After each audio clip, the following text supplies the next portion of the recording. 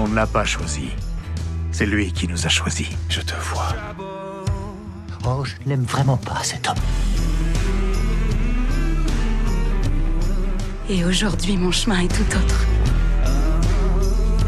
Et ce qui a provoqué ce changement, c'est cet homme. Suis-moi, tu en verras plus.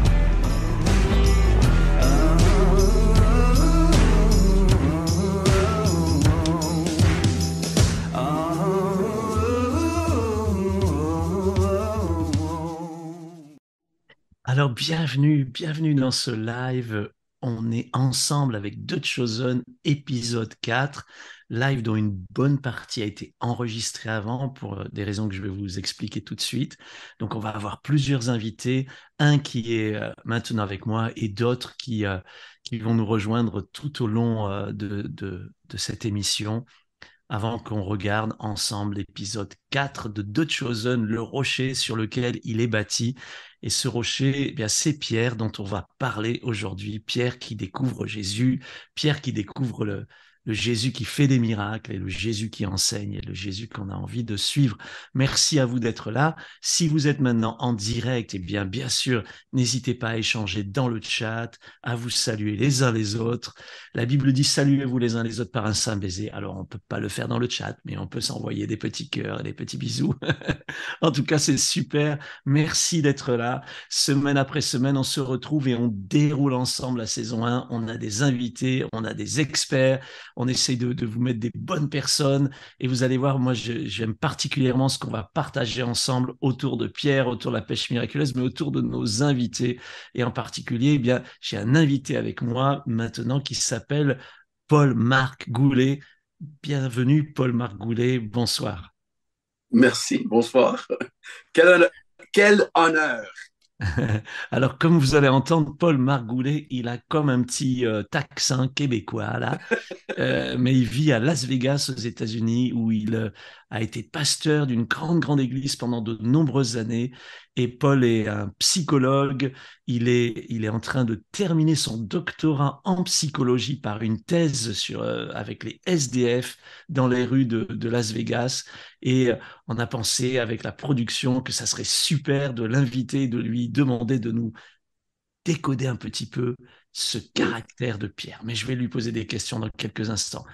Il y a des gens qui nous demandent, mais qui est-ce qui est derrière The Chosen? Alors, je voudrais juste vous l'expliquer là en quelques instants. The Chosen, c'est bien sûr une organisation qui s'appelle The Chosen, qui est américaine, avec un producteur, Dallas Jenkins, c'est toute une équipe avec lui, et c'est eux qui produisent. Et puis, nous, avec des amis, on a un groupe média. Et ce groupe média a une société de presse en France qui s'appelle IC News. Et avec les amis de ce groupe média, ce groupe qui s'appelle The Watchers, eh bien, on a prié pour avoir les droits de The Chosen en français. Et d'ailleurs, la raison pour laquelle cette émission est un petit peu différente, la raison pour laquelle elle est enregistrée et diffusée comme une première, c'est qu'on est parti avec le conseil d'administration du groupe média pour jeûner et prier. Et c'était dans un temps de jeûne et de prière que l'on a prié pour avoir The Chosen, les droits et la diffusion à la télé. Et le Seigneur entend les prières. Gloire à Dieu. Alors, on a eu les droits sur The Chosen et on est devenus les responsables pour la francophonie de The Chosen. Et on a mis ces droits dans notre société de presse qui s'appelle IC News. Et IC News, c'est la société de presse, par exemple, qui fait un miracle chaque jour, que vous connaissez peut-être. Si vous n'êtes pas inscrit, inscrivez-vous sur un miracle chaque jour. Vous googlez ça sur Internet, c'est facile à trouver. Et aussi, c'est IC News qui fait la chaîne YouTube. On est ensemble. Toutes les émissions, on est ensemble. Et là, on est ensemble avec The Chosen, voyez. Donc, c'est pour vous aider un petit peu à comprendre que bien, derrière The Chosen en français, il y a aussi une organisation, et une organisation qui, par la grâce de Dieu, est financée par des donateurs ce qui nous permet de répandre la bonne nouvelle partout dans la francophonie. Donc, merci à tous ceux qui soutiennent via On est ensemble, via Un miracle chaque jour, via The Chosen, via la matinale avec Stéphane Kerry, via l'évangile du jour, enfin, toutes nos actions pour que Jésus soit connu. Et là, on est parti, jeûner et prier, et on va prier pour la suite, on va prier pour vous, on va se tenir devant Dieu parce qu'on croit que à Dieu, tout est possible. Voilà. Et que tout est possible également à celui qui croit. Donc, gloire à Dieu pour The Chosen. Merci à vous d'être là. Et vous êtes la preuve vivante, là, ce soir, en étant dans ce live, que bien oui, Dieu répond aux prières et que Dieu touche des gens. On va regarder l'épisode 4 tout à l'heure. Le but aussi de tout cela, c'est de nous préparer pour la diffusion à la télé sur C8 autour de Noël de la saison 2. Et puis ensuite, il y aura également Netflix qui va arriver. Enfin, Dieu fait des grandes choses. Voilà, il faut les lui demander. Mais soyez assurés de nos prières pour vous. Alors, avant de recevoir notre ami Paul Goulet et de lui poser des questions sur Pierre, je vous propose qu'on fasse un petit décryptage. Vous savez, on a la joie chaque semaine d'avoir le frère Paul Adrien, frère dominicain. Et c'est ce qui me plaît aussi dans The Chosen, c'est que des catholiques, des protestants, des évangéliques, des chrétiens, sans étiquette aussi, eh bien, disent, mais oui, on peut annoncer Jésus, on a un formidable outil, et j'aime beaucoup les décryptages de Paul Adrien. Il va nous expliquer ce qui va se passer dans cet épisode numéro 4. Regardez.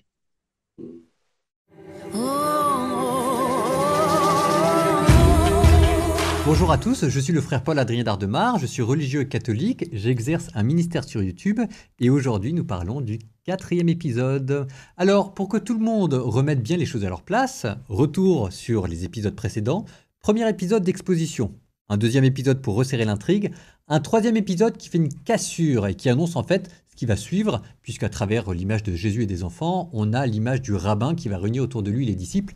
Et donc là, maintenant, 4e épisode, on revient à l'intrigue principale. Et normalement, il doit fonctionner comme un déclencheur pour cette fois-ci lancer l'action. Parce qu'on est au milieu de la saison et donc il faut que Jésus, de manière formelle, rencontre ses disciples pour constituer autour de lui un groupe de prédication évangélique.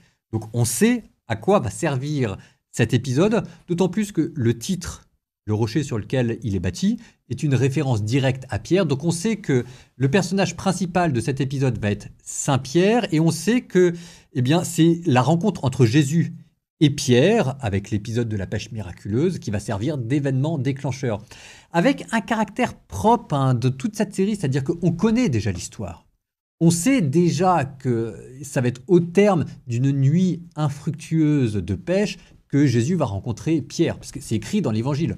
Donc pour ceux qui connaissent déjà l'Évangile, le stress, l'inquiétude n'est pas sur le déroulé des épisodes ou sur ce qui va se passer, parce qu'on le sait déjà, mais ça va être sur le comment ça va se passer. Et c'est là où tout l'effort d'invention et de récit et de fiction autour des disciples prend son importance. C'est-à-dire que normalement, vous avez deux grands types de stress ou de sources d'intrigue, de tension dans un film. C'est ou bien c'est sur le but, quelle va être la fin vers laquelle nous nous acheminons, mais là elle est connue, ou bien quand on connaît la fin, cette fois-ci l'inquiétude se reporte sur le comment on y arrive. Et c'est là où se situe tout le travail d'écriture de cette série. Là, on sait que ça va être à travers les Romains, la pression financière qu'ils lui mettent, parce que le travail a déjà été préparé en avant. Ça va être le moment où cette intrigue trouve à la fois son paroxysme dramatique, pour vous montrer, pour impliquer le spectateur dans l'intrigue, et c'est le moment aussi où ça va trouver sa résolution, donc à travers la rencontre de Jésus et de Pierre. Nous avions auparavant deux groupes, Nicodème, Marie-Madeleine, et puis Matthieu, Simon-Pierre, etc. Le premier groupe va être un petit peu dans l'ombre, Marie-Madeleine va aller du côté de Simon-Pierre, Nicodème va aller un peu plus en retrait, avec une intrigue qui lui est propre autour de Jean le Baptiste. On retrouve encore les Romains qui mettent la pression. Et puis de l'autre côté, vous allez avoir Simon-Pierre, donc à travers cette question de l'argent qu'il doit aux Romains, et avec une progression dans la tension, puisque tout cet épisode va être construit autour de Pierre qui essaye, qui n'y arrive pas, et qui finalement se dispute avec tout le monde. Donc il commence par se disputer avec les fils de Zébédée et Zébédée lui-même. Il se dispute avec ses beaux-frères, avec sa femme, avec son frère. Enfin bref, il se dispute avec tout le monde. Ça vous fait la progression dramatique. Et c'est là où c'est très beau, parce que ça vous donne aussi l'intrigue propre de cet épisode, qui va être comment est-ce que Simon-Pierre va réussir à surmonter ses conflits intérieurs, ses propres démons, et puis les disputes qu'il a autour de lui. Donc c'est aussi de cette manière-là que fonctionne cet épisode, qui a son intrigue à lui, le défi de la fraternité pour Simon-Pierre. Petite parenthèse, vous avez aussi Matthieu qui va retrouver le supérieur romain et qui s'est très bien fait parce que la manière dont Matthieu se comporte avec son supérieur romain est une sorte de parodie de maître et d'esclave, le maître qui manipule Matthieu, qui le sait tout en ne le sachant pas, etc. Ce qui va anticiper la manière dont Matthieu va être avec Jésus. Puisque après avoir été manipulé par un mauvais supérieur, cette fois-ci, on sait que plus tard, Matthieu va être un disciple de Jésus, il va trouver un bon maître. Donc là, vous voyez, là aussi, on est déjà en train de préparer 1 ou 2 épisodes à l'avance la rencontre de Matthieu avec Jésus. Revenons à Simon-Pierre, que l'on retrouve se disputant avec tout le monde et s'épuisant à pêcher la nuit. Alors peut-être une remarque, hein, ce n'était pas d'abord pour frauder que les Galiléens allaient pêcher la nuit, en fait c'était une coutume à l'époque. On allait pêcher la nuit parce qu'en fonction du jet de température, les poissons remontaient à la surface de l'eau. Et on arrive le lendemain matin avec les trouvailles à Jésus. Alors là, je ne vais pas dire comment ça se passe exactement, parce que le plaisir, on sait comment ça va se passer. La question, c'est comment est-ce que ça va être raconté. Et donc là, vous verrez comment est-ce que The Chosen prend plusieurs passages du Nouveau Testament qui ne vont pas forcément ensemble, mais là, il les croise, il les tisse pour amener de manière naturelle. Et c'est très bien fait, cette histoire de la pêche miraculeuse. Je vous dis à très bientôt, on se retrouve pour le 5e épisode. Magnifique, hein, comme toujours, magnifique décryptage du frère Paul Adrien, j'aime beaucoup. Et je pense qu'il soulève des points intéressants et dans quelques instants, je vais revenir dessus avec notre invité du jour, Paul Goulet. Juste avant, je voulais vous dire, il nous parlait de Romains et j'ai rencontré un de ces Romains quand je suis allé du côté du tournage de The Chosen, regarder un petit peu cette photo qu'on a retrouvée d'un Romain au Texas avec son casque. Voilà, donc... et oui, franchement, on est tous un petit peu comme ce Romain. Des fois, on part de loin, ou comme Pierre d'ailleurs, on part de très loin. Et puis voilà, Jésus nous attire à lui. Merci Seigneur. Alors Paul Goulet, encore une fois, bienvenue. Merci d'être avec nous. Donc, est-ce que juste tu peux te présenter un petit peu? Eh bien, je suis l'ami d'Éric. Je suis un Québécois, mais un Québécois manqué. Je demeure aux États-Unis depuis 40 ans. Alors, ça fait longtemps que je parle français. Alors, si je fais des erreurs, pardonnez-moi, s'il te plaît. Je suis le moins de moins. J'ai écouté le père, j'ai dit, je ne devrais pas être sur l'émission. Je ne peux pas parler en français, Seigneur. Oh non! Alors, j'ai prié. Je suis ici pour simplement parler de quelque chose qui m'a vraiment touché en regardant The Chosen. Ça m'a vraiment touché. J'ai pleuré. Je riais. C'était incroyable. J'aime beaucoup The Chosen. Ouais, merci. Merci d'être avec nous. Alors, tu as dirigé un cabinet de psychologie avec, je crois, 16 psychologues sous tes ordres. Et puis, tu as formé des leaders aussi dans toute la francophonie. Et maintenant, tu termines un doctorat, tu fais une thèse avec des SDF à Las Vegas. Il y en a beaucoup. Donc, moi, c'est intéressant. C'est toujours intéressant d'avoir un psychologue, en fait, parce que quand tu regardes Pierre et quand tu regardes Pierre dans The Chosen, c'est quoi son type de personnalité à Pierre? Comme psychologue, tu dirais quoi? Ben, j'aime pas mettre les gens dans une boîte, mais je peux dire, c'est un leader. Il est passionné, il va à fond, il est dans la 6e vitesse dans un Ferrari, un Lamborghini, une Porsche. Pierre, je me suis vu dans Pierre, parce qu'on a tous des défis, on a tous des stress, on essaie tous d'utiliser nos dons personnels pour, comme un jongleur, ça se dit en français, on essaie de prendre soin des stress des finances, des stress de relations, des stress avec des maladies. Et je me suis vu dans Pierre aujourd'hui. Et c'est pour ça que je riais et je pleurais, parce qu'il y a des fois, c'est mes défenses qui montent. Alors, j'essaie simplement de jongler toutes les choses que je dois vivre. Et tout à coup, on se met à genoux puis on se dit, oh Jésus, aide-nous. Alors, moi, je trouve ça vraiment intéressant, Paul, que tu vois en lui un leader. Oui. Parce que peut-être que certains voient en lui un dealer. Et Jésus va voir aussi en Pierre, bien sûr, quelque chose. Et c'est pour ça que l'épisode s'appelle Le rocher sur lequel on est bâti, parce que, bien sûr, ça nous parle de Pierre et puis de ce que Jésus va faire avec Pierre. Mais on voit un Pierre avant d'être un leader, avant d'être un suiveur, un disciple de Jésus. On voit là dans l'épisode un Pierre qui se dispute avec tout le monde. Alors dis-moi, pourquoi certains se disputent avec tout le monde? C'est quoi leur problème? Parce que ce sont des leaders. Mon mentor, il a vraiment influencé ma vie. C'est un psychologue, docteur Richard Dobbins? Dobson. Dobbins, Dobson. Dobbins, je m'excuse. Dobbins. Dobbins, pardon. Et il m'a vraiment influencé. Il m'a dit un jour, Paul, si tu es un vrai leader, dans tous les jours, tu vas avoir 20% des gens qui vont être fâchés contre toi. 20%. Donc, un leader, il se met en avant, il risque qu'il fait des erreurs où il est juste et dans la vérité. Un leader peut être un leader négatif ou un leader positif. Une personne d'influence qui influence le monde pour le bien ou influence une famille pour le mal. Alors, parce qu'il est fort, même Matthieu a dit dans le Chosen, il a dit, les gens ne me suivent pas, mais ils te suivent. Même quand il était une personne qui manipulait, il essayait d'utiliser tous ses dons pour payer les taxes et gérer les problèmes de la famille. Même là, c'est un leader. Naturellement, avec le Christ, il a changé, il a transformé pour un leader d'influence qui faisait des bonnes choses. Wow, très bien, super. Alors justement, il va rencontrer Jésus. Alors là, c'est tout à l'heure, vous qui regardez, vous allez voir cette rencontre entre Pierre et Jésus, c'est juste spécial. Et je vois que Jésus lui demande un service, quoi, quelque part. Hein. Oui. Comment Jésus, en fait, comment tu vois Jésus qu'est-ce que tu comprends de la façon dont Jésus aborde Pierre dans cet épisode, justement, et comment Jésus nous rencontre? Mais qu'est-ce qui m'a touché, c'est Jésus, il est pas dynamique dans sa présentation. Il était simple. Les gens m'entendent pas. Est-ce que je peux utiliser ton bateau? Et là, Pierre avait la chance de dire oui ou non. Il a dit oui. Et je pense qu'il a fait la même chose avec la femme.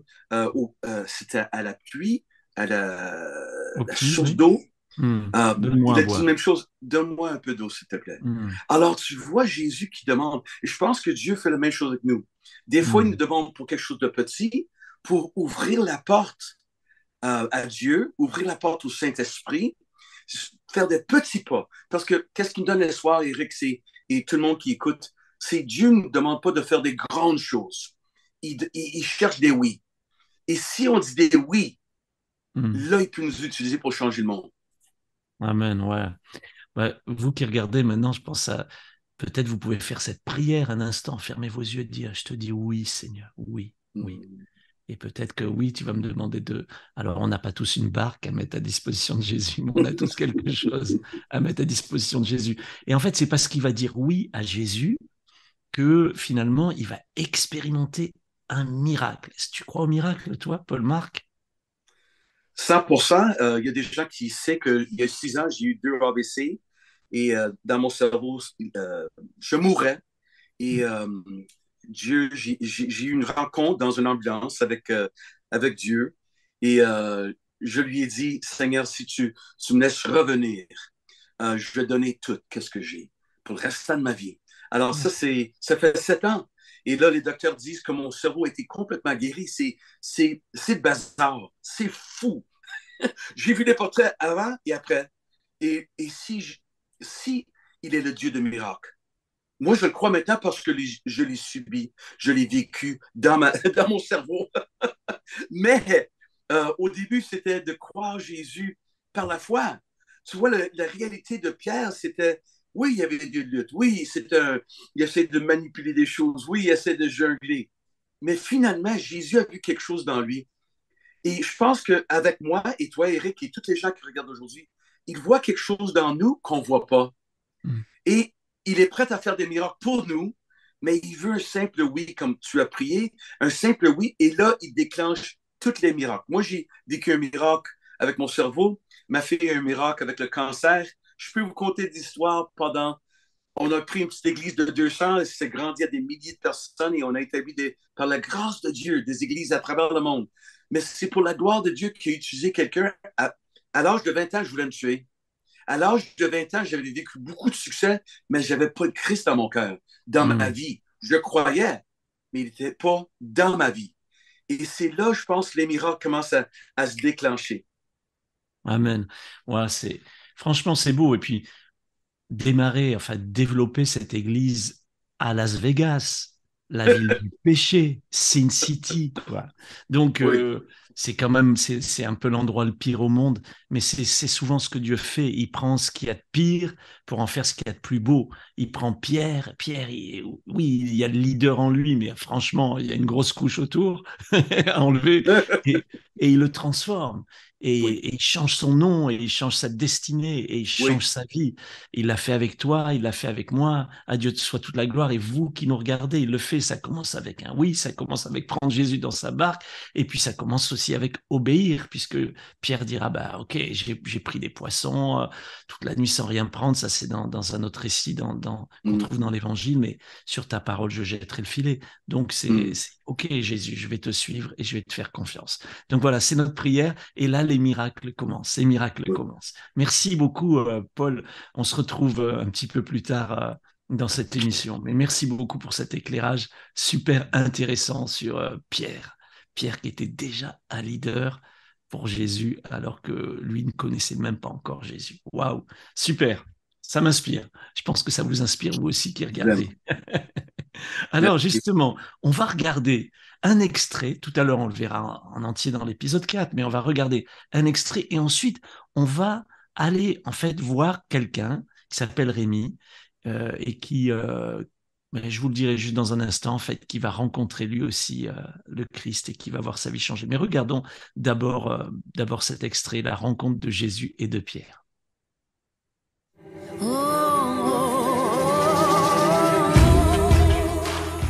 Simon, c'est lui.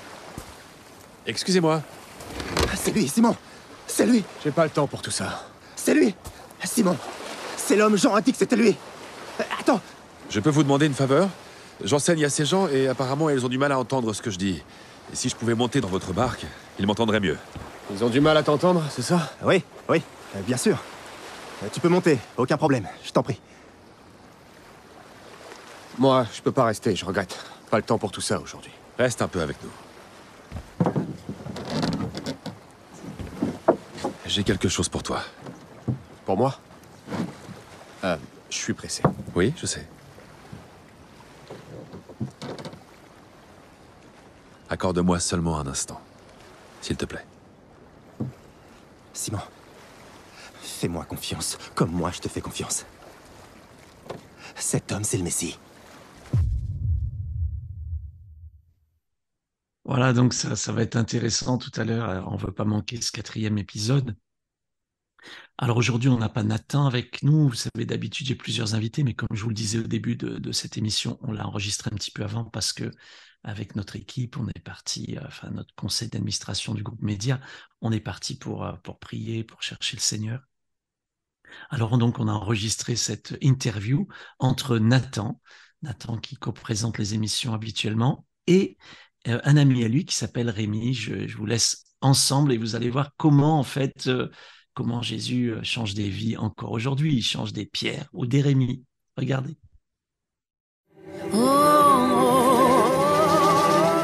Bonsoir à tous, je suis avec un bon copain à moi, Rémi Gomez. On se connaît depuis des années, Rémi, mais du coup, est-ce que toi, tu peux te présenter rapidement pour ceux qui nous regardent? Ok, voilà, donc Rémi Gomez, je suis pasteur de l'église LDN à Lyon, une église protestante, et je suis père de 3 enfants, marié depuis 2007, et très heureux dans ce contexte. Et donc, du coup, tu es pasteur aujourd'hui, mais j'imagine au niveau de ton enfance, tu ne te voyais pas destiné à ça. Tu peux nous parler un petit peu de là où tu as grandi, dans quel contexte tu as grandi? Ouais, pas du tout destiné à ça. À la fois pour mon environnement familial qui était pas du tout orienté vers Dieu, c'était plutôt un environnement anticlérical, anti-Dieu, voilà, ni Dieu ni maître, voilà, dans une logique de refus de tout ce qui s'appelait Dieu. Dans un environnement aussi les cités, donc quartier sensible, quartier chaud du 9-4 dans le Val-de-Marne à Créteil, dans lequel j'ai grandi avec une vie un petit peu de jeunes de quartier, de un peu de bagarre, un peu de l'étalage, tout en étant aussi dans les copains, tout ça. Tu faisais Donc, du sport aussi, tu peux nous dire un petit peu qu'est-ce que tu faisais comme sport? ouais, j'ai fait du sport très tôt parce qu'en moi, il y avait une forme d'énergie, mais aussi de colère qui était là, peut-être liée à ma condition familiale pour des éléments. Et voilà, j'ai fait du rugby, j'en ai fait jusqu'à l'âge de 20 ans. À 16 ans, j'étais en finale championnat de France, donc avec un tout petit gabarit comme le mien, il fallait que je puise dans la colère. Et puis après aussi, oui, de la lutte à l'université où j'ai fait aussi des résultats. Donc voilà, cette énergie qui m'habitait, je l'ai un peu orienté vers ça. Et un jour, Dieu. Et un jour, Dieu se présente parce que je suis invité dans un camp un peu de scoutisme par mon meilleur ami qui croit en Dieu. Puis moi, bon, à part faire des doigts d'honneur vers le ciel, Dieu, j'avais pas trop de relation avec lui. Donc, ce qui s'est passé, c'est que j'étais triste un soir pour différentes raisons dans ce camp. Et puis quelqu'un est venu prier pour moi. J'ai dit, bah, si tu veux prier, vas-y, tu sais ce que j'en pense. Puis finalement, Dieu était là. Et c'était juste impressionnant, en fait. Il y a eu une puissance qui, comme arrivée, ça m'a surpris, j'ai eu peur. Je me suis quand même senti enfoncé dans mon tapis de couchage, là. J'ai pas compris, en fait, ce qui se passait. J'ai mis ça sous le tapis pendant 3 ans.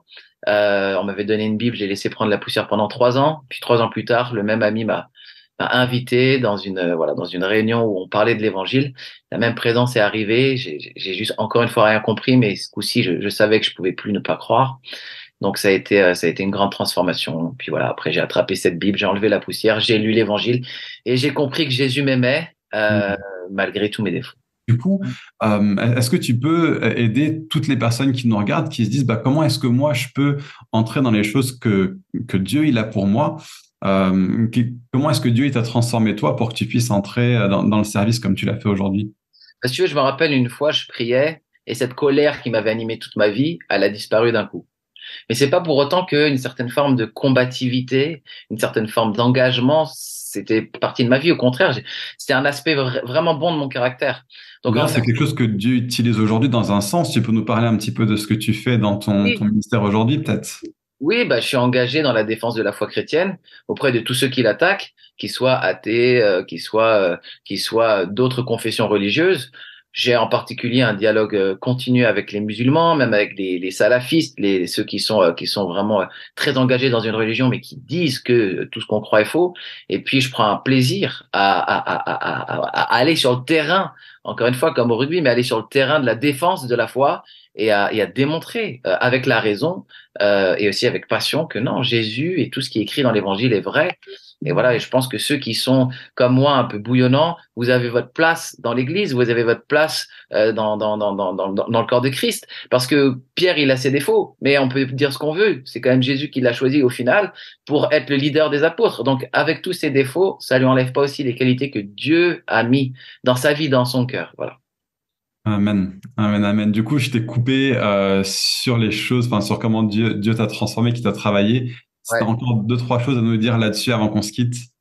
Bah, moi, j'étais quelqu'un qui pouvait faire un peu tout et n'importe quoi, dans le sens, j'étais quand même pas un voyou, mais je pouvais vraiment, vraiment aller loin. Je pouvais, un ami m'énerver, je pouvais le frapper, par exemple. Voilà, c'est le genre de personne que j'étais.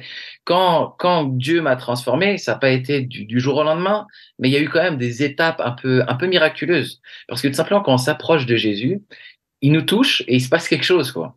Et moi, vraiment eu des switches par étapes comme ça, qui m'ont comme voilà déraciné à mon identité, j'ai envie de dire très très immédiate. Et j'ai été comme dans mon identité éternelle. J'ai découvert que j'étais Rémi, en fait. C'est un peu bizarre à dire. J'étais sous plein de pression, mais tout d'un coup, il m'a fait comprendre qui j'étais et pourquoi il allait m'utiliser. Et voilà, c'était juste merveilleux pour moi. Bah, du coup, un grand merci Rémi. Vraiment, c'était chouette de pouvoir prendre ce temps avec toi. Bah, merci à tous aussi d'avoir été là, d'avoir suivi cette interview. Que Dieu vous bénisse. Peut-être Rémi, tu peux aussi dire quelques petits mots à ceux qui nous regardent avant qu'on se quitte. Bah, merci de ton invitation. Merci à tous d'avoir regardé. Puis j'espère vraiment que Dieu puisse vous bénir au travers voilà mon petit témoignage. Amen. Absolument. Dieu nous bénit à travers ce témoignage. Merci Rémi, merci Nathan. Et puis vous pouvez laisser bien sûr vos commentaires si vous êtes là en direct dans le chat avec nous. C'est beau de voir comment Dieu change des vies comment Dieu transforme. Et justement, il y a une autre personne dont Dieu a changé la vie. Vous savez, chaque semaine, on a notre rubrique ambassadeur qui est animée par notre responsable de nos ambassadeurs et bénévoles. Il s'appelle Jonathan Schmutz. Et cette semaine, il reçoit quelqu'un que j'aime beaucoup qui s'appelle le Père Mustapha Amari et qui est quelqu'un, un leader, quelqu'un que Dieu a également transformé. J'aime ces témoignages, j'aime voir ce que Dieu, vous aussi, je suis sûr, hein, ce que Dieu fait dans la vie des Rémi, des Mustapha, des Paul Marc et dans votre vie aussi. Allez, on regarde notre rubrique ambassadeur.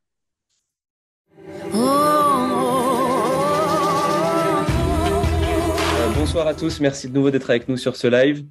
Petite interview, mais pas des moindres, avec Mustapha Amari, qui est prêtre au Chemin Neuf. Bonsoir Mustapha, merci d'être avec nous ce soir. Bonjour. Est-ce que simplement déjà tu peux te présenter en quelques mots? Alors moi je m'appelle Mustapha, j'ai 36 ans. Je suis un chrétien d'origine musulmane et j'ai rencontré Jésus en lisant la Bible pendant mes études de philo. Maintenant je suis prêtre à Lyon pour une communauté qui travaille pour l'unité des chrétiens. Mais je m'occupe en particulier des jeunes.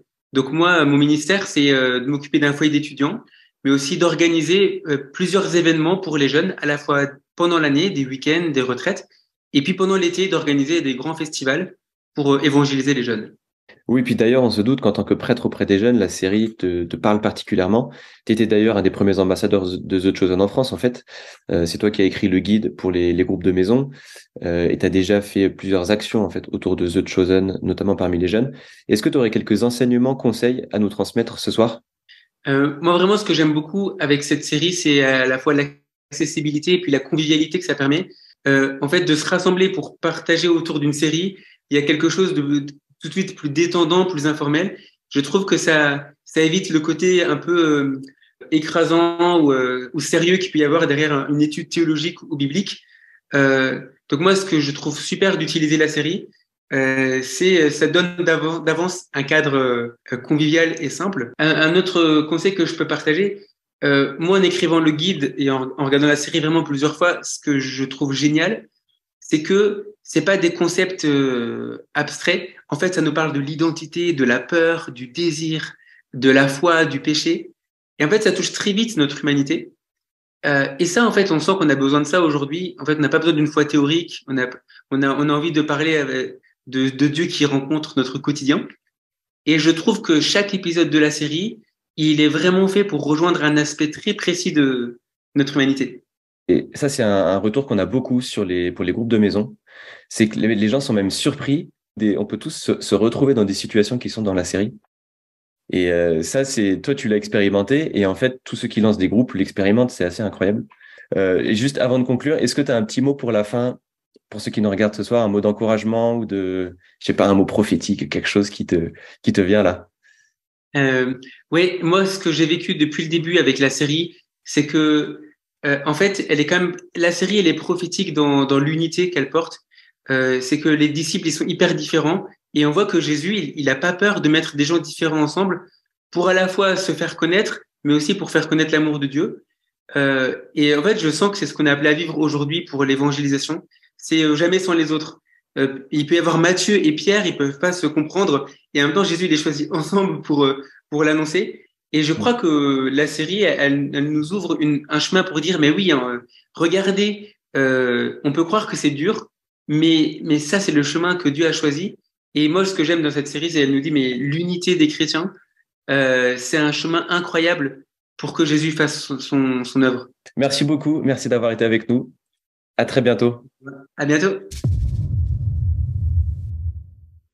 Magnifique, merci à Mustapha Amari, merci à Jonathan, et j'aime beaucoup cette idée de l'unité. Je trouve que c'est vraiment une belle approche de dire que Jésus appelle les gens différents, des gens avec des personnalités, avec des caractères, avec des passés, avec une histoire, et il les appelle à le suivre, à sa suite.